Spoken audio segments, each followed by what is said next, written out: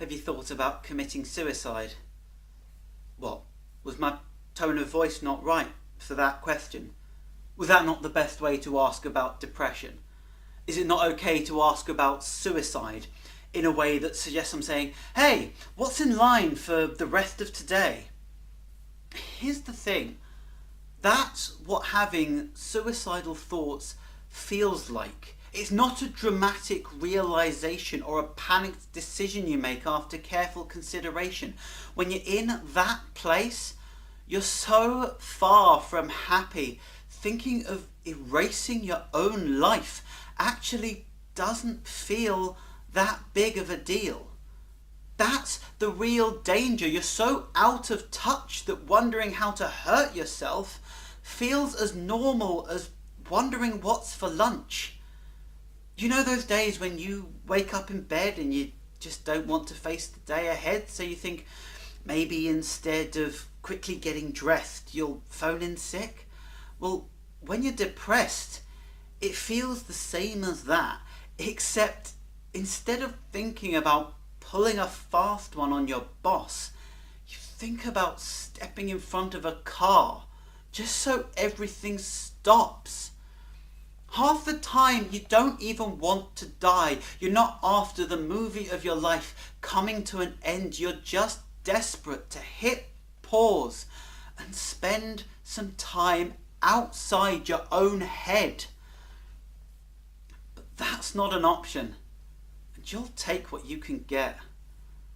Depression doesn't have to mean 24/7 despair and misery. There can be whole days where your disposition is to be okay. Maybe you're even happy, and when that happens, you become so detached from how you felt, you forget you've got problems with your mental health, as if the dark thoughts that you thought before were thought by someone else. That's what makes it hard to talk. It's not that you think they'll walk away or that they won't care enough or that they might break your trust. It's that you know how dramatic it sounds when it comes out, and you just don't want to make a fuss. If you want to support and help someone talk about their suicidal thoughts, listen and remember, less is more.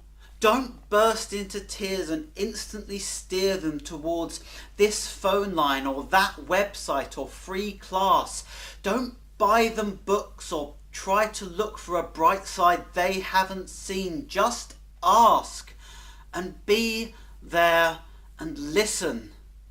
And I understand this isn't easy, hearing that stuff from someone you love, but please be aware, if you want to help, it's all they can do to look after themselves. They don't have the strength to look after you as well. I get that you want to make this right. I get that you wish you could fix this overnight, but you can't. Not now, and not on your own. What you can do is give them a chance to stop not being okay alone. Pick up the phone, invite them over, and if they say no, let it go. But if they decide to spend some time with you, don't try to cheer them up. Just let them be unhappy. Don't start desperately cracking jokes or worrying that your company's not enough. The only thing you'll achieve by acting the clown and trying to turn their frown around is that they'll feel guilty for bringing you down. We all want to be the hero that pulls them out of the place they're in and saves them from themselves with positivity and wisdom.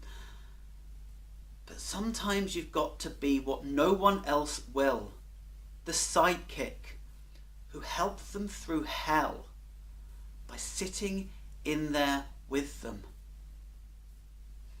Sometimes the best thing you can do is let them be depressed with you.